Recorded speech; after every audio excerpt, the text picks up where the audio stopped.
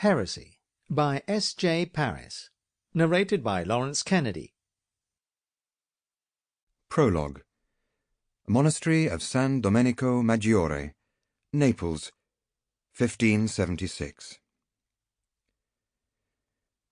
The outer door was thrown open with a crash that resounded along the passage, and the floorboards shook with the purposeful marching of several pairs of feet. Inside the small cubicle where I perched on the edge of a wooden bench, taking care not to sit too close to the hole that opened over the cesspit beneath, my little candle flickered in the sudden draught of their entrance, sending wavering shadows growing and shrinking up the stone walls. "Allora," I thought, looking up, "they have come for me at last."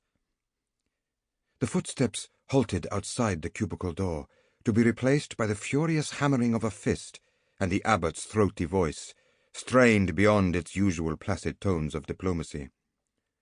"Fra Giordano, I order you to come out this instant, with whatever you hold in your hands in plain sight." I caught a snigger from one of the monks who accompanied him, swiftly followed by a stern tutting from the abbot, Fra Domenico Vita, and could not help smiling to myself in spite of the moment. Fra Vita was a man who, in the ordinary course of events, gave the impression that all bodily functions offended him mightily. It would be causing him unprecedented distress to have to apprehend one of his monks in so ignominious a place as this. "One moment, Padre, if I may," I called, untying my habit to make it look as if I had been using the privy for its proper purpose. I looked at the book in my hand. For a moment I entertained the idea of hiding it somewhere under my habit, but that would be fruitless. I would be searched straight away.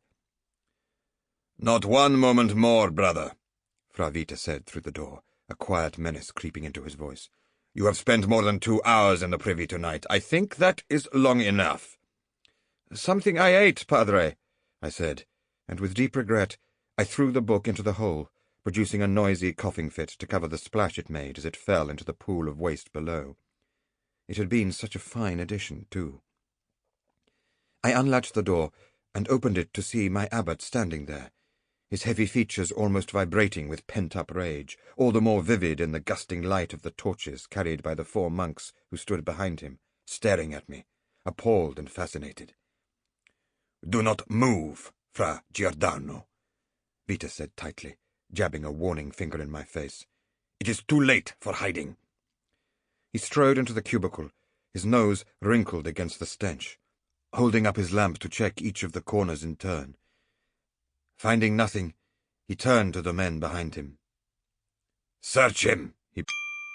Sample complete. Ready to continue?